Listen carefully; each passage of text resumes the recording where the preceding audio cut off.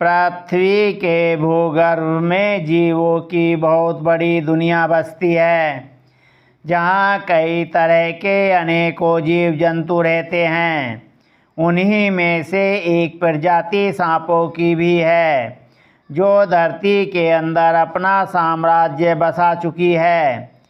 एक भयानक जंगल था, जिसके बीच में नदी के किनारे एक पहाड़ था, और उसी पहाड़ी में नागराज रहता था, जो सांपों का राजा था। उसके पास अपार शक्तियाँ थीं, लेकिन वह पृथ्वी की रक्षा करने के लिए उत्तरदायी था। नागराज की बहुत विशाल सर्प सेना थी, जो उसके एक इशारे पर कोहराम मचा सकती थी। जंगल के सभी जीवों का राजा वैसे तो शेर को ही माना जाता है, लेकिन इस जंगल का राजा नागराज था, जिसने पूरे जंगल में अपना वर्चस्व बना लिया था। एक बार कुछ लोग परिवार के साथ जंगल में भटक कर पहुँच जाते हैं। परिवार के सदस्यों में 2 पुरुष, 2 महिलाएं, 2 छोटी बच्चियां और एक छोटा बच्चा भी था। काफ़ी देर तक वह जंगल से बाहर निकलने का रास्ता ढूंढते हैं, लेकिन जंगल इतना घना था कि सूरज की किरणें भी अंदर नहीं आ सकती थीं। दोनों पुरुषों में एक का नाम राजू और दूसरे का नाम विनोद था। विनोद राजू का बड़ा भाई था। वह थोड़ा सीधा साधा नहीं था, इसलिए वह जंगल के अंदर सबसे ज़्यादा घबरा रहा होता है। परिवार के सभी सदस्य विनोद को समझाते हैं और दिलासा देते हुए कहते हैं कि आप चिंता मत करो, हम कुछ न कुछ रास्ता ज़रूर निकाल लेंगे। राजू थोड़ा हिम्मती था।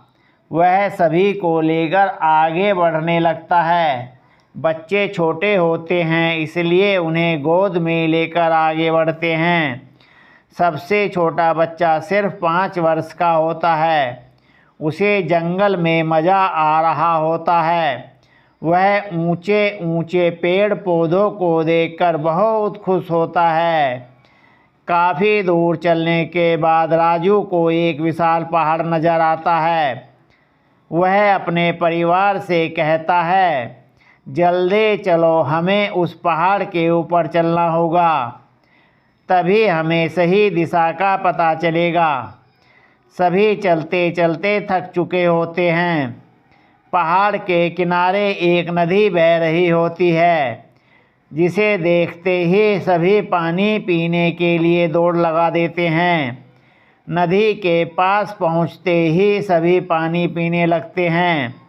नदी की धारा सामान्य होती है, इसलिए नदी को पार करना आसान था। विनोद और राजू अपने पूरे परिवार को नदी पार करवा देते हैं, लेकिन अचानक राजू चिल्लाकर पूछता है, हमारा छोटा मुन्ना कहाँ है? दरअसल जल्दबाजी में नदी पार करने के चक्कर में छोटे बच्चे की तरफ किसी का ध्यान नहीं गया, और वह बच्चा तितलियों का पीछा करते हुए जंगल के अंदर चला गया। विनोद और राजू औरतों और बच्चियों को उसी पहाड़ के किनारे बैठाकर दोबारा नदी पार करके जंगल की तरफ जाते हैं और ज़ोर ज़ोर से अपने बच्चे को पुकारने लगते हैं। और यहाँ दूसरी तरफ अपने बच्चे के गम में पहाड़ के किनारे पर बैठी औरतें ज़ोर ज़ोर से रो रही होती हैं। उनके रोने की आवाज़ से नागराज पहाड़ की सुरंगों से अपनी सेना के साथ बाहर आते हैं। पहाड़ के हर हिस्से में कई सांप बैठे होते हैं, और इन्हीं के बीच नागराज धीरे धीरे औरतों की तरफ बढ़ता आ रहा होता है। अचानक औरतों की नज़र पहाड़ पर बैठे सांपों पर पड़ती है। वह डर से चीखने लगती हैं और अपने बच्चियों को अपनी गोद में छुपा लेती हैं।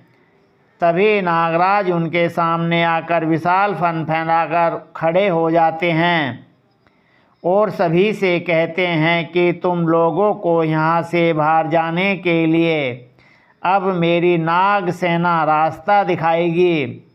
तुम लोग जल्दी ही इस जंगल से बाहर चले जाओ, यहाँ रहना खतरनाक हो सकता है।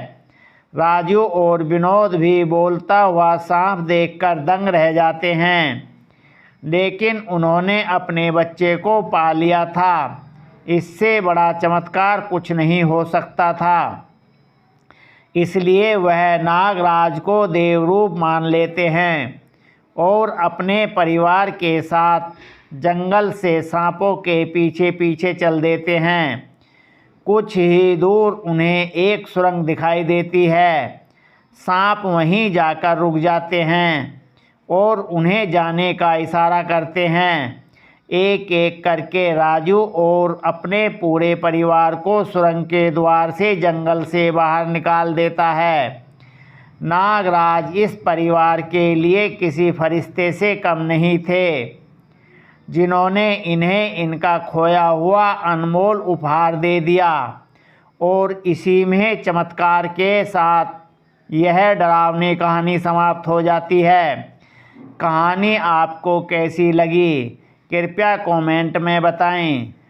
चैनल पर नए हैं तो सब्सक्राइब और लाइक करें।